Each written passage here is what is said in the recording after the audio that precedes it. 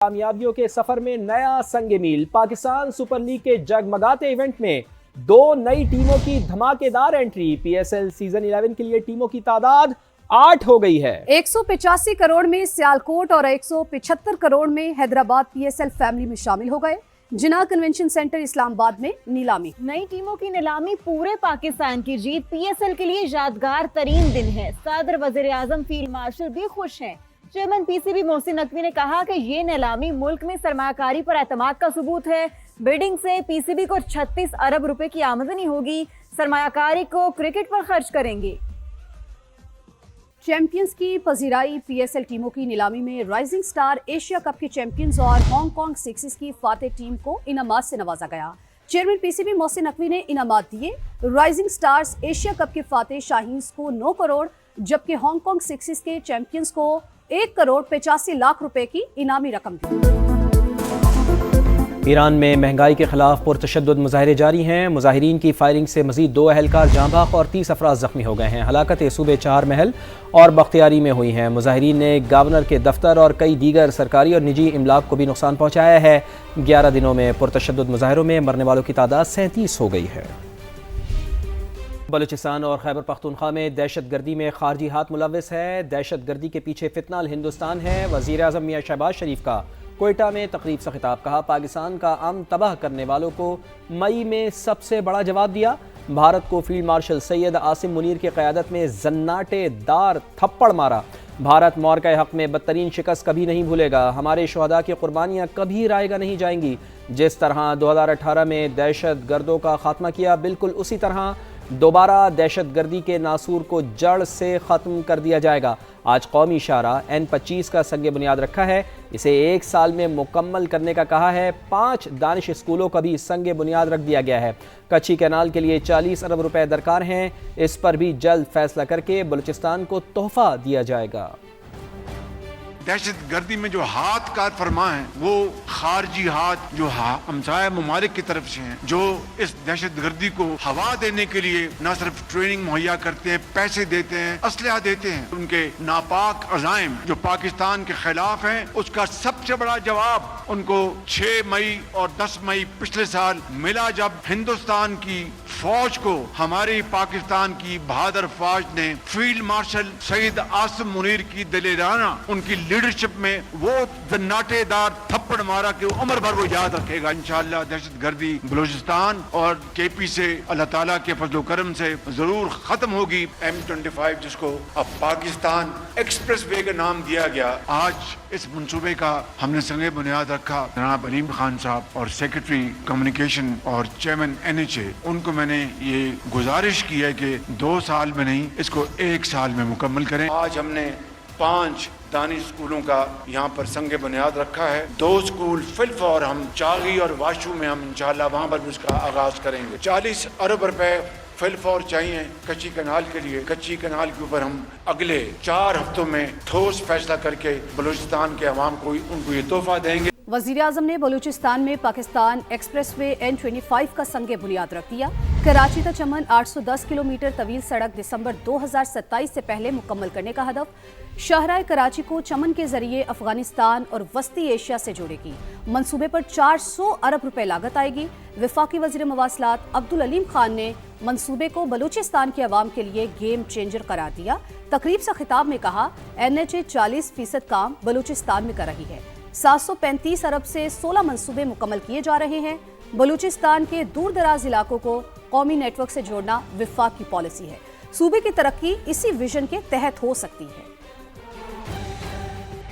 وفاقی حکومت کی پالیسی ہے کہ ملک بھر میں انٹر کنیکٹیوٹی کو بہتر بنایا جائے، بلوچستان کے دور دراز علاقوں کو قومی نیٹ ورک سے جوڑا جائے۔ بلوچستان کی ترقی اسی ویژن کے تحت ممکن ہو سکتی ہے۔ سب سے اہم اور لینڈ مارک منصوبہ پاکستان ایکسپریس وے ہے، جو کہ کراچی کوئٹہ چمن تک تقریباً 800 کلومیٹر پر مشتمل ہے۔ وفاقی حکومت نے اس کے لیے خصوصی فنڈ فراہم کیے ہیں اور اسے 2 سال کی قلیل مدت میں مکمل کرنے کی ہدایات دی۔ یہ محض ایک سڑک نہیں، اس ملک کی ترقی میں اور خاص طور پر بلوچستان کی ترقی کے لیے ایک سنگ میل کی حیثیت رکھتی ہے۔ یہ ایک بہت بڑی ذمہ داری ہے اور واضح پیغام بھی کہ بلوچستان پاکستان کا دل ہے۔ یہ منصوبہ پاکستان کی اقتصادی راہداری CPEC کی तमीम में भी अहम किरदार अदा करेगा, क्योंकि ये बलूचिस्तान के जरिए हमारी जनूबी बंदरगाहों को चीन और वस्ती एशिया से जोड़ेगा। बलूचिस्तान के अवाम के लिए ये एक्सप्रेस वे हकीकी मानों में एक गेम चेंजर है। NHA बलूचिस्तान में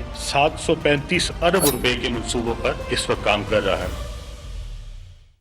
पाकिस्तान की सलामती पर जीरो टॉलरेंस पॉलिसी है। मुसल्लह अफवाज मुल्क की खुद मुख्तारी और दाखिली इस्तेहकाम के लिए पुरज़्म है।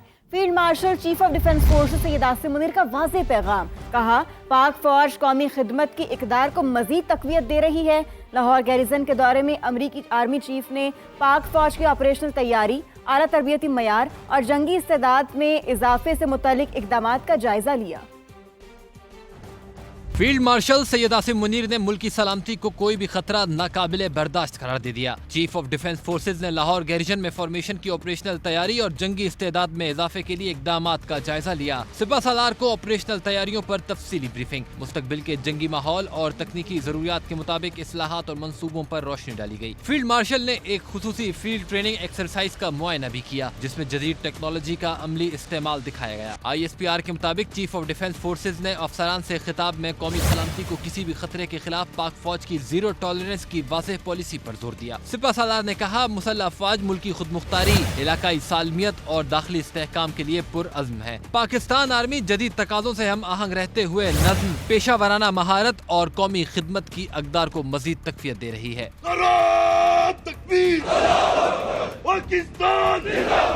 तर्जुमान के मुताबिक उन्होंने फौजी दस्तों के लिए कायम खेलों और तफरीही सहूलियात का भी जायजा लिया। अहलकारों की जिस्मानी फिटनेस, हौसले और मजमूई फलाह के लिए स्पोर्ट्स और तफरीह को अहम करार दिया। फील्ड मार्शल का CMH लाहौर में कायम जदीद हाई केयर सेंटर का भी दौरा, जदीद तिबी मरकज के क़याम में इंतजामिया और अमले की काविशों को सराहा।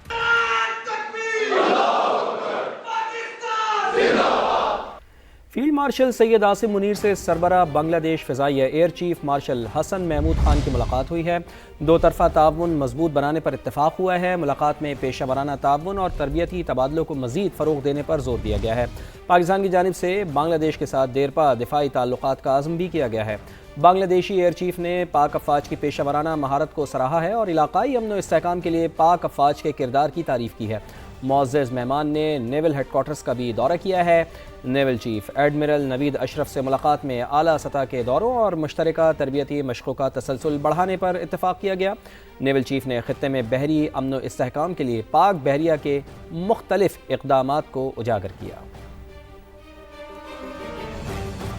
पाक फ़ज़ाइया के सरबराह air chief marshal Zaheer Ahmed Babar Sidhu का सऊदी अरब का दौरा।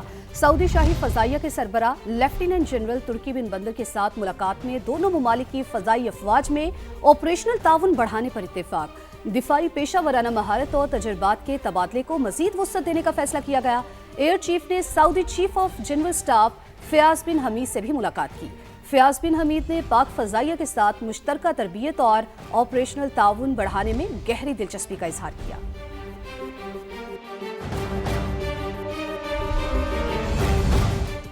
किसी को मुल्क की सलामती के साथ खिलवाड़ नहीं करने देंगे, वज़ीर आला पंजाब ने खबरदार कर दिया। कहा रियासत अपनी जिम्मेदारी पूरी कुव्वत के साथ अदा करेगी। कुछ लोगों ने एहतजाज के नाम पर रियासत को यरगमाल बनाया।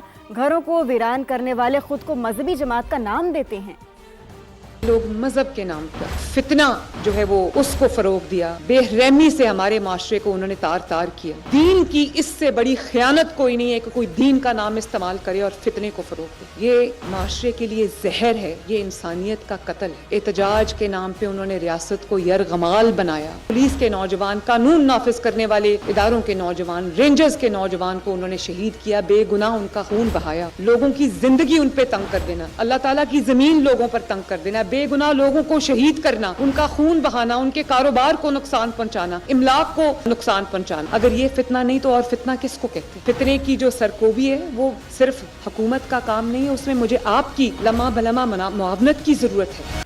वेनेज़ुएला के तेल पर अमेरिका की इजारादारी। सदर डोनाल्ड ट्रंप ने दुनिया को दो टोक कह दिया है कि हम वेनेज़ुएला से तेल निकालेंगे और इस्तेमाल भी करेंगे। अमेरिका वेनेज़ुएला के तेल पर कंट्रोल गैर मुअय्यना मुद्दत तक रखेगा। हासिल होने वाली रकम से मसनूआत खरीदी जाएंगी, जिनमें ज़रई मसनूआत, अद्वियात, तिब्बी आलात और तवानाई का साजो सामान शामिल होगा। अमेरिकी सदर ने 2027 के लिए फ़ौजी बजट $1.5 ट्रिलियन तक बढ़ाने का इशारा भी दे दिया है। कहा وینزویلا میں تیل کے وسیع تر ذخائر ہیں۔ معاہدے سے امریکی صنعت اور توانائی سیکٹر کو فائدہ ہوگا۔ کولمبین صدر کو بیمار شخص قرار دینے کے بعد صدر ڈونلڈ ٹرمپ کا آج رابطہ بھی ہو گیا ہے۔ صدر ڈونلڈ ٹرمپ نے کہا ہے کہ وہ کولمبین صدر کے لہجے سے متاثر ہیں۔ مستقبل قریب میں ملاقات بھی ہو سکتی ہے۔